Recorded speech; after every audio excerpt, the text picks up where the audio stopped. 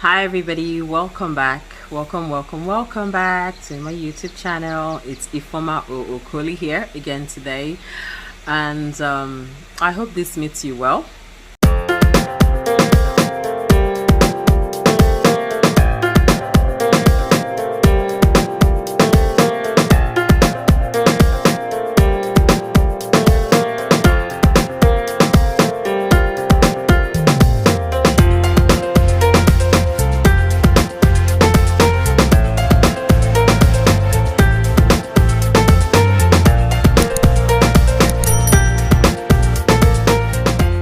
I'm going to be speaking about Nigerian entrepreneurs and the different things I've noticed in dealing with different Nigerian entrepreneurs, and it's going to be in form of storytelling. Right? Entrepreneurship is blowing up. It's blowing up big time in Nigeria right now, and it's been blowing up for a while. It's just you're seeing different players come onto the stage. You see a lot of good entrepreneurs and you see a whole bunch of bad ones too. So I'm going to be talking about leveling up for Nigerian entrepreneurs, for those who have not caught the vision yet of where entrepreneurship is headed in Nigeria. So that's what it's going to be about today. Buckle your seatbelt. This one is going to be interesting. A lot of stories actually, but well, if you're an entrepreneur, you'll know what I'm talking about, and you can get one or two things from this. Here we go. Okay, so I'm gonna go with story number one. Like some years ago, okay, I went to a shop and I was window shopping. When I got into the store, the ladies who were supposed to be attending to me as a customer, I think they sized me up. Maybe they looked at the dress or clothes that I was wearing and decided that maybe she doesn't have enough money or whatever, and basically ignored. They didn't even try to assist or help or nothing. This whole thing about staff actually misbehaving in the workplace is not new. I don't think it's new, or we can say it's just Nigeria. They were like, okay, chuckling among themselves and talking. At some point I decided being in there was a waste of time, and somebody like me, I love perfume. If they had come across and being like, oh, how can I help you, without sizing the person up and thinking maybe they cannot afford what you're selling, that day I could have parted with some good money to buy the perfumes. But sadly, I decided, you know what, I'm not even going to try to spend any money here. Nah. So I left the place. That was my first whole experience with how bad it can be with customer service. And at this point, actually, let me talk about customer service. What is customer service? From my own point of view, what is customer service? My own definition of good customer service is when you make your customer or your clients, when you make them feel welcome, number one, and then within reasonable bounds of business, you make sure that you're comfortable, your business rules are not violated, and the customer also gets what they need, because it is a business partnership. It's not for free. The customer is parting with some good money or any money at all, because we have to learn the value of money. Every single drop in the bucket later on amounts to millions and billions and then trillions. That's how it works. But then if the little monies are not coming in, if you're chasing away your customers because you think, oh, this one is just coming to spend small money, you're losing out. Because when the customer has big money to spend, They'll definitely go to a place where they feel they can get what they want and they can be comfortable getting what they want. Because your customer service, I believe, is something that every time your customer has contact with you, your customer service needs to be on point. Anything that is a wrong move, and don't get me wrong, there are clients who do not respect the rules of business and who can spoil business for you and all that. So that's why, as a business owner, you should have rules in place that protect you and they also make your customers comfortable. Customer is king in any business. It's the customer's money that keeps your businesses afloat. That is something we have to drum it in. If you're a business owner, drum it in into yourself, drum it into your staff. Every customer's dime getting into your business builds up your business, builds up your brands, and their word of mouth, when they leave your business, they can bring you up and they can bring you down. Their word of mouth can attract you a whole bunch of more customers, or they can chase away customers from your business. If anybody is listening to this, and this is especially going out to the Nigerian entrepreneur, you are not doing your customer a favor. You are providing a service for which your customer is paying for.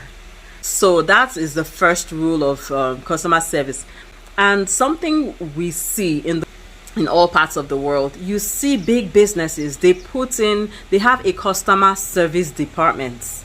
They actually pay staffs to take care of the customers' grievances.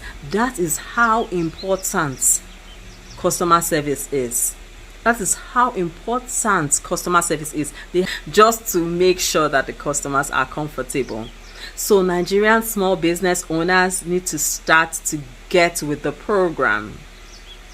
Need to start knowing that the way your customer thinks is not the way you're going to think. But your rules of business must cover and make your customer comfortable and also be fair to you, so you don't trade at a loss. So it is a balancing act that has to be delicate, that has to come from a mature mindset. You cannot treat your customer shabbily. Story number 2.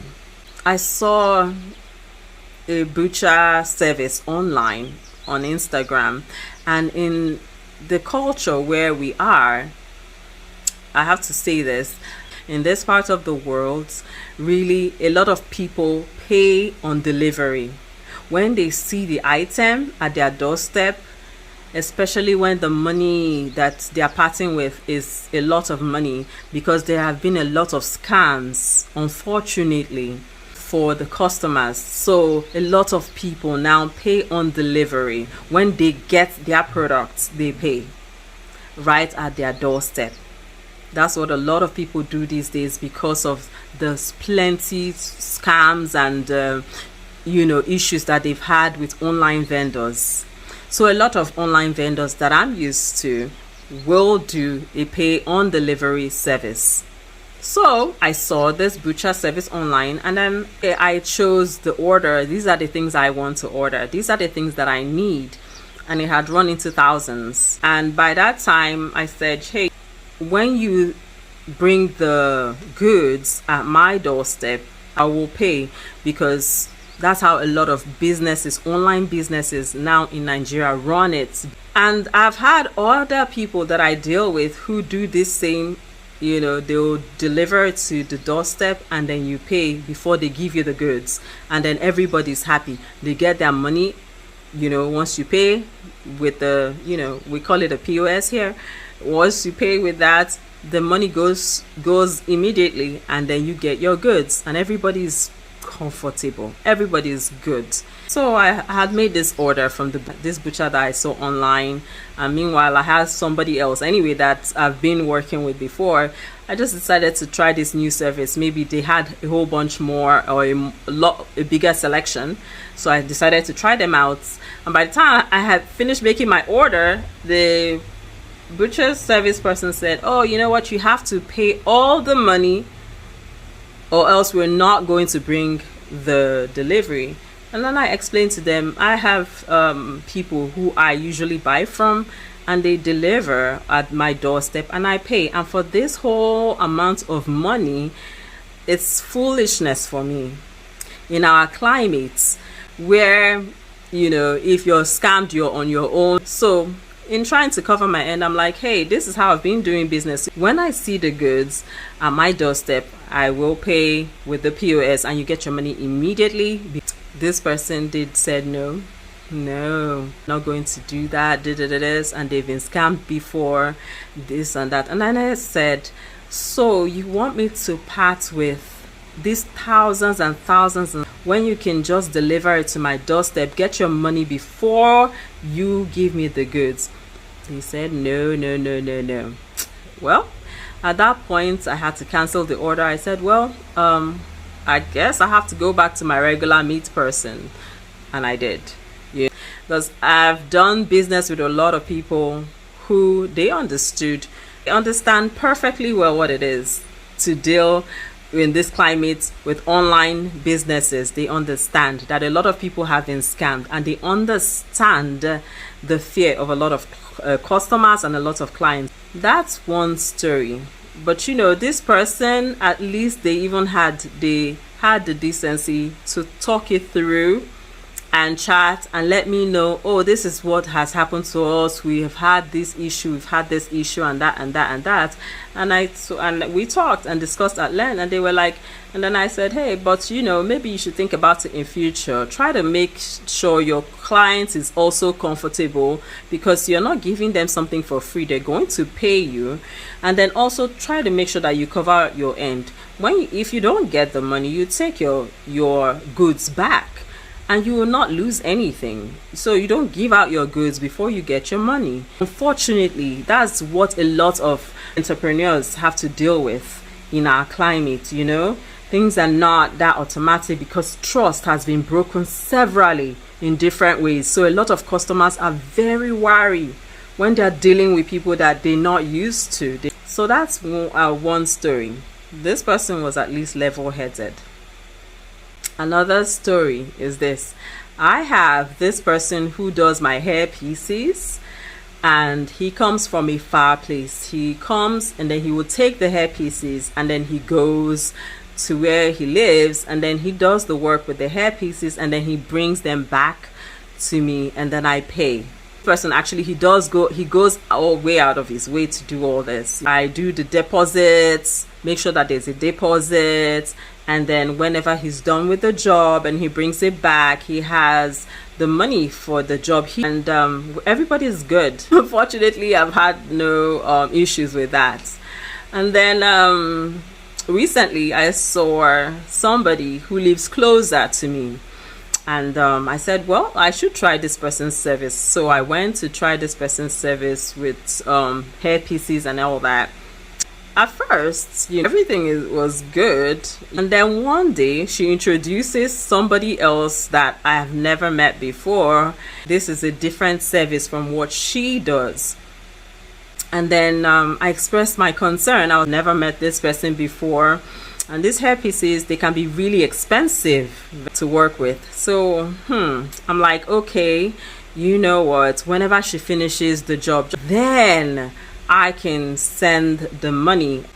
Usually I pay like deposits, and then I messaged the lady, and the lady that I know, I saw closer to me, and I said, oh, this new person, I don't really know her, from anywhere, so I will be more comfortable if whenever she's done with the hair, then she can now show me the pieces, and then I'm going to send the money. And this other person took offense, so offended that, oh, by now you don't trust me, you don't this, you don't that, just a whole bunch. And I thought, what's going on? Is there something else going on that I'm not aware of? Because she went off, and I'm like, what is so wrong with what I suggested, because I have no idea who this new person that is being introduced. I don't know this person, and I'll feel more comfortable if whenever I see her finished work, she has my hair, I've already sent the fee for delivery. All I ask is whenever she's done, I need to see the evidence. I need to be comfortable with the work that is done before I pay the balance. And this lady that I've been dealing with personally, she took so much offense, and at the end of the day, I tried to just brush it off and handle the issue without, but then I talked to her. I was like, your attitude is very bad about this particular matter. I don't know why you're taking offense that I do want to cover my ends, but at the end of the day, I decided, hey, Mr. D, I'm coming right back. You don't speak with your customers sarcastically. You communicate properly. You don't, you're not rude to your customers. So all sorts of things just went down with that, and I was like, wow, so sad. I thought I had found somebody close by who could do the work, and I don't have to maybe wait on Mr. D who goes really far and all that. But at this point in time, shoot, I am sticking with Mr. D, y'all. I cannot deal with all that. You cover your end and you cover your customers' end. That's business. That's good business. For small business owners, they need to know how to handle customers properly. When people start noticing a bad attitude, they start noticing that, oh, this business owner is just not it. They'll find another place where, where they feel welcome, so that your client or your customer is also comfortable and welcomed, to spend as much as they would like to over and over again, because you're maintaining good relationship with them.